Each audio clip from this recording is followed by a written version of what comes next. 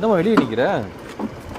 ஒன்றும் இல்லைங்க, நம்ம தெருவில் கடை வச்சுருக்காங்கல்ல, அவங்கக்கிட்ட பேசிகிட்டு இருந்தேங்க. உங்கள் ஹஸ்பண்ட் குடிச்சு குடிச்சு குடிச்சு குடிச்சு குடிச்சு குடிச்சு குடிச்சு குடிச்சே இறந்து போயிட்டாராங்க. லிஸ்ட் பெருசா போய்கிட்டு இருக்கு. பாவம் அவங்க 2 குழந்தைகளை வச்சுட்டு கஷ்டப்பட்டுட்டு இருக்காங்க.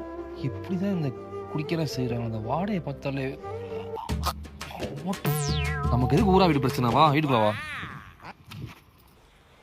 சேலரி வந்துருச்சா?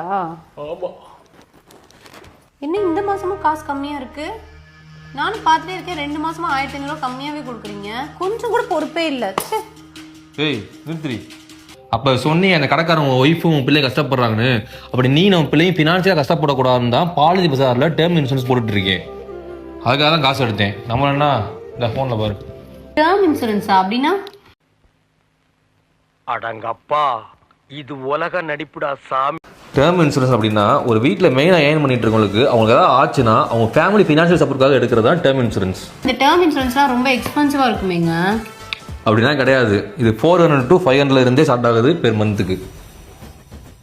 அது மட்டும் இல்லை, இது 1 crore வரையும் கவரேஜ் கொடுத்துட்ருக்காங்க.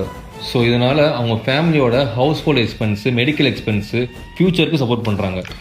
இருங்க சாரிங்க, உங்களை போய் தப்பாக நினச்சிட்டேன். மச்சி சேலரி வந்துருச்சா? வழக்கம் போல 1000 ரூபாயை தேத்திட்டு பாருக்கு வந்துடுறா.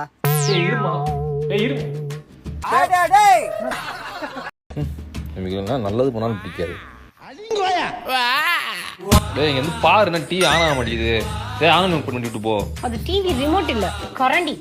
சரி, இன்னைக்கு குடிச்சிட்டு தான் வந்திருக்கியா? இரு, விளக்குமாறு எடுத்துட்டு வரேன். இவ்வளவு நாளா நல்லவே மாதிரியே டீல் பண்ணியடா, நாசமா போற நண்டு மண்டக்காரா. டேய், பொண்ணை நான் சேர்த்து பிரிச்சு மேயல. எங்க அத்தா பேச்சியம்மாளுக்கு பேர இல்லடா.